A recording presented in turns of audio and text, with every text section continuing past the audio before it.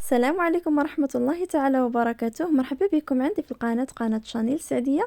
كنتمنى في الفيديو يلقاكم بأحسن الأحوال. اليوم إن شاء الله غنشارك معكم واحد العجينة ديال التحضير ديال بيتزا ميني بيتزا صغارين بواحد العجينة اللي كتجي ساهلة، ما يعني بدون دلك، بكل حتى حاجة كتجي رائعة وغزالين، كيجيو زويونين كما كتشوفوا.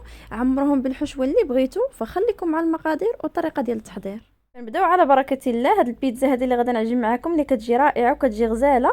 عندي هنايا هاد الزليفه هذه اللي كتشوفوا عامره بالفينو. انا عمرت 3 ديال الفورص، عمرتهم على هاد الحساب هذا، على هاد القياس هذا.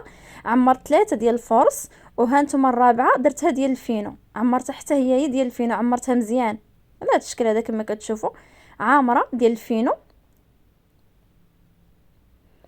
صافي دابا غادا نضيف عليهم واحد الخميره ديال الحلويات. هاد الخميره هذه كتخلي كتخلي لاباط ديال البيتزا كتبقى رطبه وكتجي هشيشه، كتجي مفشفشه من الداخل. عندي هنايا واحد الساشي ديال الخميره ديال الحلويات. غناخد هنايا الملحه، غادا نضيف، نتوما عينكم ميزانكم في الملحه. انا غنضيف واحد المعلقه هكايا كبيره ديال الملحه عامره. الملحه تتبقى على حسب الذوق. عندي هنا واحد المعلقه كبيره هكايا ما عامراش ديال الملحه. غنزيد واحد 2 معالق كبارين عامرين ديال الخميره حبوب، 2 معالق هكايا عامرين، 2 معالق كبار. وغنضيف واحد المعلقه ما عامراش بزاف ديال السكر حبيبات باش تفاعل ليا الخميره. غناخذ واحد المعلقه هكايا ما عامراش ديال السكر حبيبات. وغناخذ هنايا الزعتر كما كتشوفوا، كناخذ الزعتر كنقي هذيك العويدات ديالو، كنخلي هذيك الوريقات ديالو كما كتشوفوا، كنحكها هكا، كنحكوه هكا بيديا. صافي دابا عندي هنايا الزيت البلديه، غناخذ تقريبا واحد الكاس ديال الزيت البلديه. عندي كاس هنا صغير، هانتوما صغير من الكاس ديال العنبه، هذا ماشي القياس ديال كاس العنبه، هذا صغير من الكاس العنبه شويه. كنعمرو كامل بالزيت، كنخويه على هاد الطحين ود الخميره والسكر والملحه والزعتر. صافي كنبسبس هاد الطحين هذا كامل كما كتشوفوا بالزيت. عندي هنايا الحليب دفيته واحد شويه، نص لتر ديال الحليب. نتوما غتعجنوا بنص لتر ديال الحليب، الا ما قدكمش الحليب غتكملوا بالماء. انا عندي هنايا نص لتر ديال الحليب، دفيته واحد شويه، دفيته تقريبا هكا واحد شويه باش دغيا تفاعل ليا الخميره وتخمر ليا. وبسبست هنايا عندي الطحين مع الزيت البلديه مزيان حتى دخلته مزيان في الطحين. صافي دابا غادا نبقى نجمع. عندي هنايا بالحليب كما قلت لكم، اللي ما كفاهاش الحليب تزيد واحد شويه ديال الماء تدفيه وتزيد تعجن به. عندي هنا صافي كنبقى نعجن على هذا الشكل هذا كما كتشوفوا، كنبقى نجمع العجينه. صافي كنبقى نعجن هكا بشويه. هاد العجينه هذه ما كتبغيش تدليك، ما كندلكوهاش بزاف.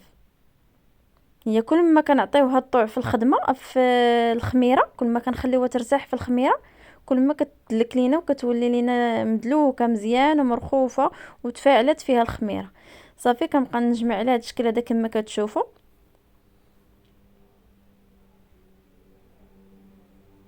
كما قلت لكم، اللي ما قدهاش نص لتر ديال الحليب في العجينه تكمل بالماء.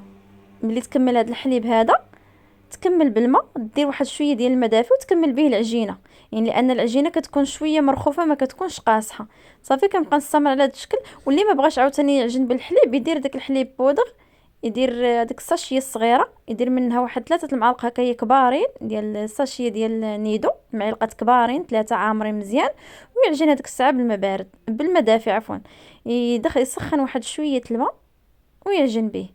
انا هنايا عندي ما متوفرش عندي حليب بودغ، درت نص لتر ديال الحليب، دفيته واحد شويه في الكاسرونه هكايا وعجنت به. كما كتشوفوا العجينه راه كتكون شويه هكا مطلوقه، ما كنخليوش العجينه تكون مدلوكه مزيان، ما كندلكوهاش مزيان وما كنخليوش العجينه قاصحه. هانتوما كما كتشوفوا انا زدت هنايا راه درت عجنت بنص لتر ديال هذيك الكرتونه ديال الحليب، ما كتكونش فيها نص لتر كامله، خويتها كامله. ودابا انا كنكمل بالماء. صافي كنبقى ندير لها على هذا الشكل هذا كما كتشوفوا هكايا حتى ما كيبقاش يبان لينا الطحين. صافي كنبقى نزيدو بشويه لان كما قلت لكم العجينه كتكون مرخوفه، ما كتكونش العجينه قاصحه.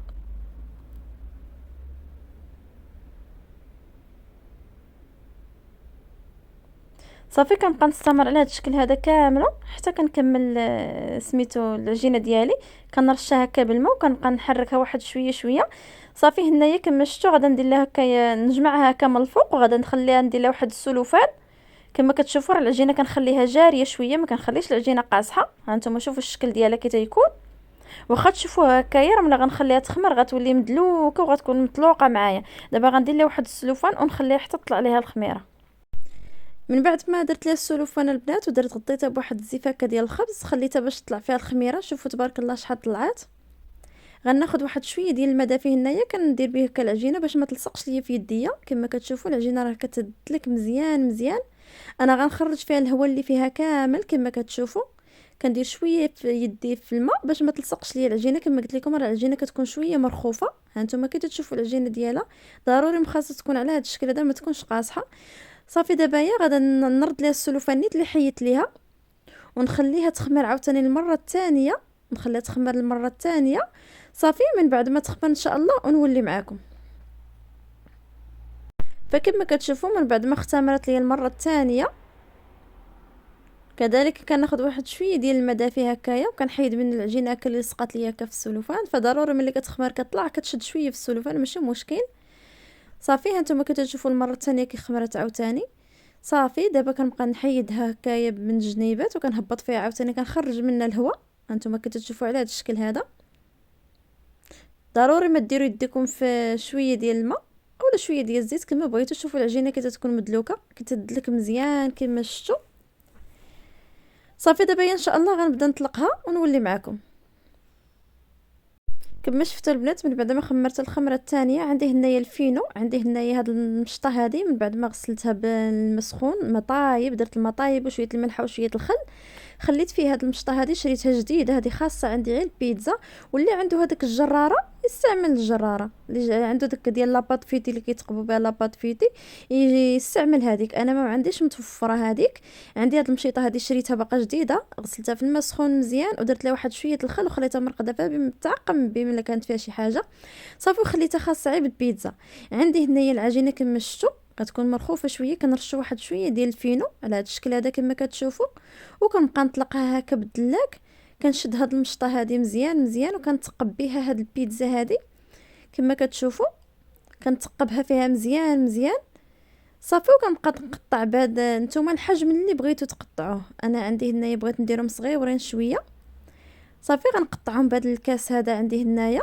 هانتوما كتشوفوا الشكل ديالهم كيجيو هكا متوسطين ما كبارين ما صغارين. صافي الفران يكون سخون. الفران ضروري يكون سخون مزيان مزيان. صافي كنبقى نعمرهم هكا في اللاطه وكندخلهم للفران. دابا نخرج هذه وندخل وحده. هانتوما هذه هي عندي هنايا راه طابت.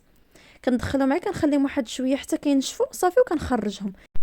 وهذا هو الشكل النهائي ديال ميني بيتزا اللي كيجيو رائعين كما شفتوا. المهم الفران يكون سخون سخون مزيان مزيان يعني ما تدخلوش في الفران يكون بارد. ضروري الفران خاصو يكون سخون. تقريبا تخليوه واحد 10 ديال الدقائق بما كتنشف العجينه وكتشوفوها كتنفخ واحد شويه. صافي كنحيدوا الطاوه كندخلوا الثانيه عاوتاني حتى كنكملوا العجين اللي عندنا كامل. وهذا هو الشكل النهائي ديالها بالصحه والراحه.